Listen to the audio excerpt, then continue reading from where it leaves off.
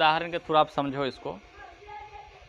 जैसे किसी को भूख लगा हुआ है ना, ये रोटी की संख्या है और ये सीमांत उपयोगिता है। ये रोटियों की क्या है जी, संख्या, और सीमांत उपयोगिता। मान लो कि अगर वो एक रोटी खाता है, ठीक है, तो उसको वो समझेगा उसका ज़्यादा उपयोगिता है, उसके लिए ज़्यादा उपयोगी है ना जी। क्या है, ज़्यादा उपयोगी है। उपयोग होने का मतलब उसको बहुत भूख लगा हुआ है, एक रोटी खाएगा, उस सोचेगा नहीं ये रोटी हमारे लिए बहुत इंपॉर्टेंट है, फिर 2 और रोटी खाएगा तो उसकी इंपॉर्टेंसी क्या धीरे धीरे कम हो जाती है। जैसे जैसे आपका पेट भरता जाएगा, इच्छाएं आपकी क्या हो जाती है, धीरे धीरे कम होती जाएगी, उसकी उपयोगिता क्या हो जाएगी, धीरे धीरे घटती जाएगी। यही बता रहा है, जब आप एक रोटी खाइएगा तो आपको लगेगा उपयोग, इसकी उपयोगिता 4, जब 2 रोटी खाइएगा इसकी उपयोगिता 3, जब 3 रोटी खाइएगा उपयोगिता कितना, 2, है ना। 4 रोटी खाइएगा इसकी उपयोगिता कितना, कम। जब आपका पेट भर जाएगा तो आपको और कोई रोटी खिलाएगा तो खाइएगा, तो उसकी उपयोगिता क्या हो जाएगी, 0। कभी कभी क्या होता है कि आप लोग खाना खाते हैं तो एक रोटी फेंका ही हो जाता है, थाली में दे दिया, है ना, तो 5 रोटी खाने का क्षमता है या 4 रोटी खाने का क्षमता है, तो 4 रोटी खा के पेट भर गया। अब 1 रोटी क्या किया, आप फेंक दिए, क्या कि उसको उपयोगिता क्या हो गई जी, कम हो गई। तो इसी को बोलते हैं सीमांत उपयोगिता।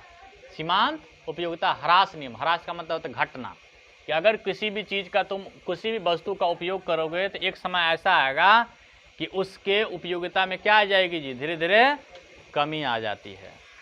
अब देखो, जब 5 रोटी हुआ तो उपयोगिता क्या हो गया, 0। अब इसका कोई उपयोगिता नहीं है। जैसे मान लो रसगुल्ला खाने का ही भोज होता है, तो अभी खूब एकदम मन बैठा के बैठे हो गया, रसगुल्ला देगा तो कम से कम आज 10 को तो देंगे ही, है ना। एगो खाया बहुत मज़ा आया, दूसरा खाया और मज़ा आया, ठीक है, तीसरा खाएगा तो थोड़ा थोड़ा लगेगा नहीं अब मीठापन थोड़ा हो रहा है। अब 9 को खा लिया, अब जो है सो नहीं अब छोड़ दो।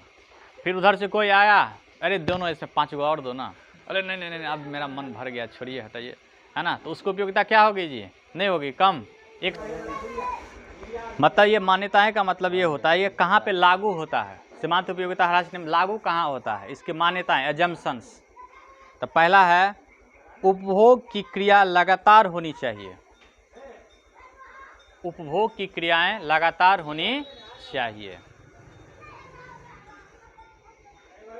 इसको तुम खुद से भी डील कर सकते हो, मैं सबको समझा देता हूं।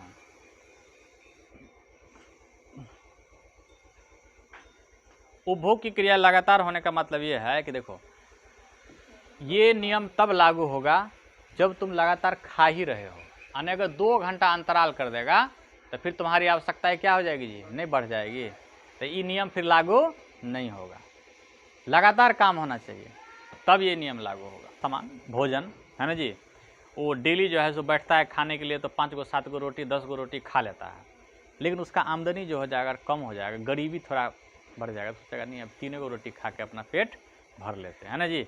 तो यहाँ पे भी वो नियम लागू नहीं होता, उसका आय में कोई परिवर्तन, जैसे उसका आमदनी में परिवर्तन होगा तो फिर नियम तुमको लागू ही नहीं होगा, पता ही नहीं चलेगा। तुम तो ये पता चलेगा कि नहीं ये कम इसलिए खा रहा है क्योंकि उसका आमदनी नहीं है ना।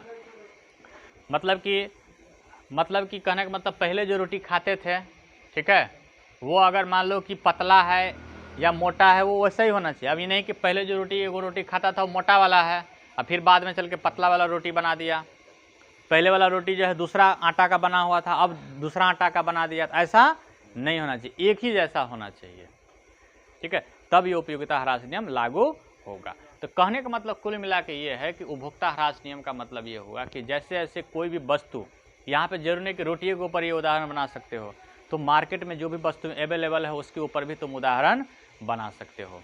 मतलब जैसे जैसे लोग किसी वस्तु का सेवन करते जाता है, एक समय ऐसा आता है कि उसकी उपयोगिता क्या हो जाती है जी, कम होने लगती है।